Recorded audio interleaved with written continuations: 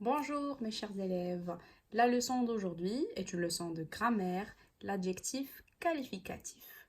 Alors, qu'est-ce que c'est qu'un adjectif qualificatif? L'adjectif est un mot qui précise le nom qui l'accompagne, donc il donne des précisions et il est souvent indispensable au sens.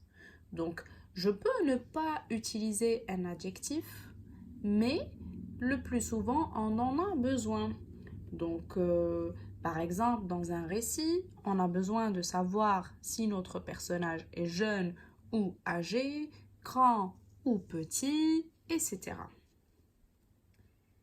Donc, un nom peut être qualifié ou bien accompagné aussi, si vous voulez, par un ou plusieurs adjectifs. Donc, je peux utiliser un seul, ou bien deux, ou bien trois, ou même plus. Et donc, n'oublions pas une règle essentielle. Un adjectif s'accorde en genre et en nombre avec le nom qui l'accompagne. C'est-à-dire, si le nom est masculin singulier, l'adjectif lui aussi doit être masculin singulier.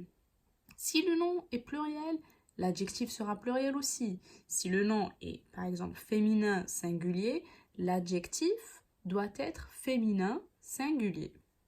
Voici un petit exemple où je vous montre l'accord et aussi le fait que le nom peut être qualifié par un ou plusieurs adjectifs. Donc prenons un groupe nominal.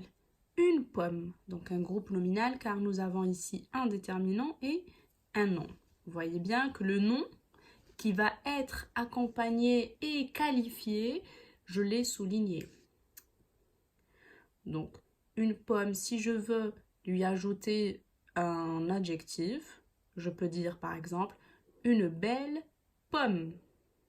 Là, un seul adjectif. Deuxième exemple, je vais vous montrer que le nom pomme peut être qualifié par plusieurs adjectifs. Donc, une belle, donc l'adjectif qu'on a utilisé tout à l'heure. Une belle et appétissante pomme.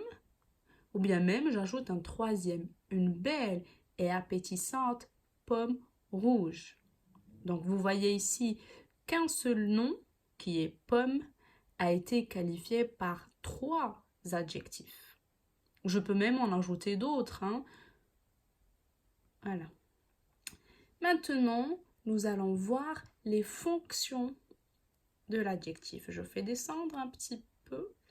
Voilà. Donc, les fonctions de l'adjectif.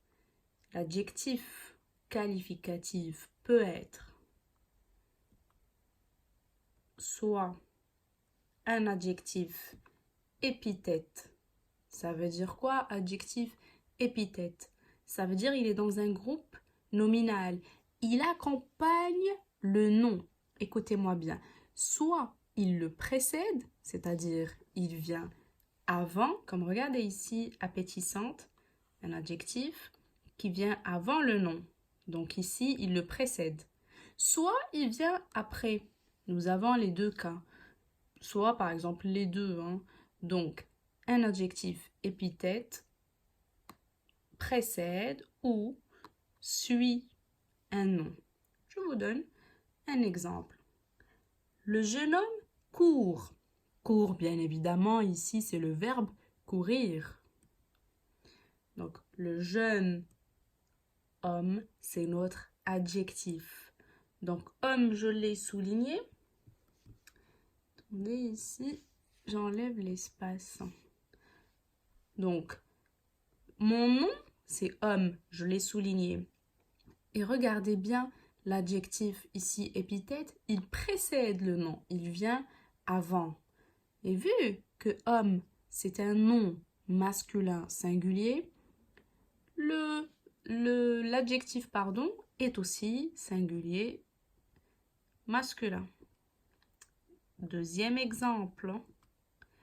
J'ai acheté une robe bleue. Donc ici, dans la phrase, il est où mon adjectif? J'ai acheté, c'est le verbe. Donc robe, c'est un nom. Une, c'est un déterminant.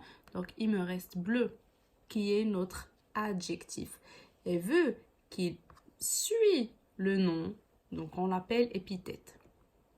Voilà, je l'ai mis en rose parce que c'est féminin. Donc là, j'ai utilisé ces deux exemples-là pour vous montrer que l'épithète peut précéder ou suivre le nom. Donc le premier cas, nous avons jeune qui vient avant homme, donc il précède. Et deuxième phrase, nous avons bleu qui vient après le nom. Donc il le suit ici l'adjectif. Donc là, c'est par rapport à l'épithète. C'est tout en fait. Donc quand l'adjectif vient avant ou après, c'est-à-dire il l'accompagne directement, donc soit avant, soit après. On l'appelle épithète. Mais des fois, on a aussi un attribut. Rappelez-vous que j'ai déjà vu l'attribut avec vous. Donc, l'attribut, nous avons vu en fait l'attribut en général. Tout ce qui vient après un verbe d'état. Donc, nous avons vu le groupe nominal, nous avons vu le nom propre et nous avons vu l'adjectif. Maintenant, nous allons parler juste de l'adjectif. Donc, l'adjectif attribut est un adjectif qui vient après un verbe d'état. Rappelez-vous les verbes d'état que l'on a fait. Donc, être, paraître, devenir, demeurer, sembler, rester, avoir l'air, passer pour, se nommer, s'appeler, etc. Donc là, j'ai cité en fait les verbes d'état que l'on utilise le plus. Je vous ai dit de les apprendre. On les a appris en classe, heureusement. Donc ça va nous aider. Donc, voilà. Après, un verbe d'état. Il semble gentil. Donc, regardez ici. Semble, je l'ai écrit en couleurs différentes, exprès pour que vous voyez le verbe d'état. Donc, gentil vient tout de suite après le verbe sembler. Donc, c'est un adjectif attribut. Voilà, je l'ai souligné. Ce chiot est mignon. Donc, c'est le verbe être, donc qui est un verbe d'état. Et donc, mignon, qui vient tout de suite, je vais faire descendre un peu, qui vient tout de suite après le verbe être, est un attribut. Donc, je souligne mignon. Maintenant, je vais vous montrer quelques petits exemples. Donc, ces nouveaux élèves travaillent bien. Donc, ça, c'est une sorte d'exercice que l'on va faire tout à l'heure. Donc, ces nouveaux élèves travaillent bien. Donc, j'ai travail qui est le verbe, bien qui est un adverbe. Ici, élève, c'est le nom. Donc, ces élèves, ces nouveaux élèves, c'est mon groupe nominal. Donc, dans mon groupe nominal, où est l'adjectif?